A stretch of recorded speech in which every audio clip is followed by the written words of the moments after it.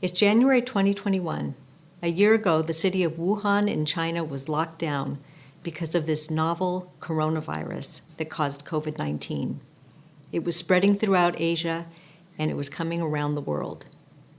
I'm Dr. Marcia Nelson, the Chief Medical Officer at Enloe Medical Center, and I want to let you know about some reasons to be hopeful about where we are with COVID-19 in our area, some treatments we have, and an update on vaccines. So back in December, we were experiencing a huge increase in cases of COVID-19 in our area. This was because of the Thanksgiving holiday. We had 233% more cases in December than in November because of the holiday, and we had similar increases in the counties around us.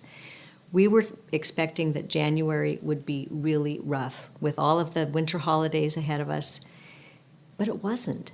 Something changed. We had about 20% fewer hospitalizations than we expected, which allowed us to continue functioning almost like normal here at the hospital. So patients weren't coming into the hospital because they had COVID. What had changed?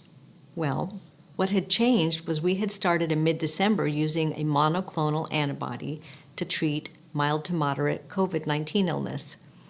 Now, that's kind of a big mouthful, monoclonal antibody, but what it means is this. So, this isn't a mandarin from my tree that I picked this morning. This is the COVID-19 virus. It's called a coronavirus because it's covered with spikes, all these little spikes that make it look like it has a crown. These spikes, the spike protein, is what attaches the coronavirus to our cells. And the monoclonal antibody that you get through the vein is just like the antibodies that we make in our bodies. It attacks these proteins so it can't attach to our cells. And so when we give that monoclonal antibody through an IV, through a vein, it lets the person get better faster, and has decreased hospitalizations by about 50% for patients who get this IV therapy. Now, there are some restrictions, some qualifications that a person has to get it. It depends on age, how sick a person is, other illnesses the person may have. But what I want you to know is, number one, that the treatment's available, and number two, talk to your provider. Talk to the person who administered that test for you and find out if you're appropriate for this treatment. And then if the provider isn't aware of how to refer people here to Enloe to get treatment, send them to our website, enloe.org. It makes it easy to get that referral made.